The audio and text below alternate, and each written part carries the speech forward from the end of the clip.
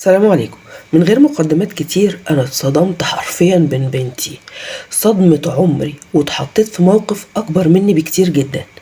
مرات ابني كانت عاملة عيد ميلاد لابنها وعزمنا كلنا وعزم أهلها كمان، وبنت خالتها اللي بتحبها جدا، وقالت لبنتي تروح بدري علشان تساعدها في التجهيز، وبنت خالتها كمان كانت هناك، وخلصوا كل حاجة قبل ما نروح.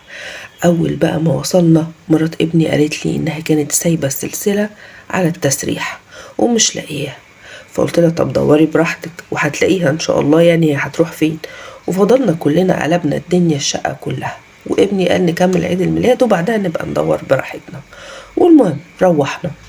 تاني يوم بقى كلمتني بتقولي انها قلبت الشقة كلها ومفيش اي اثر للسلسلة. ساعتها بقى لقيت بنتي بتقول لها ايه، انها شافت بنت خالتها ماسكه السلسله في ايديها، ولما شافتها اتلخبطت وقالت لها ان هي متاكده ان هي اللي اخدت السلسله. ومرات ابني بقى صدقت، وحصلت قطيعه كبيره وخناق بين اهل مرات ابني كلهم بسبب بنت خالتها. بعدها بكام يوم بقى لقيت المصيبه الكبيره. دخلت اوضه بنتي الاقي الدولاب متبهدل، قلت ارتبه وانا بطبق بقى الهدوم، لقيت السلسله محطوطه في كيس كده تحت هدوم بنتي. ساعتها اتصدمت، حرفيا اتصدمت.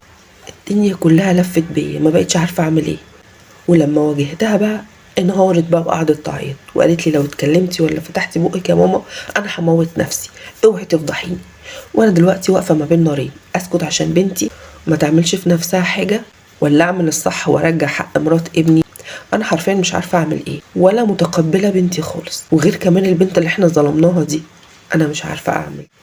الحل بسيط جدا يا ست الكل، ولا تحرجي بنتك ولا تعرفي مرات ابنك حاجة. انت تاخدي السلسلة كده وتروحي عند ابنك في يوم وحطيها في اي مكان من غير ما حد ما ياخد باله، في درج بقى، ارميها تحت كرسي، اي حاجة، المهم محدش يعرف ان بنتك عملت كده عشان ما تطلعش عليها سمعة وحشة. دي اول حاجة. تاني حاجة، انت لازم بقى تشوفي مشكلة بنتك ايه. لو مشكلة مرضية يبقى لازم تعرضيها على دكتور نفسي. اما بقى لو بتسرق لغرض السرقة فربي بنتك كويس على الحلال والحرام، وعرفيها ان ربنا ما يرضاش بكده. مستنيه اعرف رايكم في التعليقات، واشوفكم ان شاء الله الحلقه الجايه في مشكله جديده. سلام عليكم.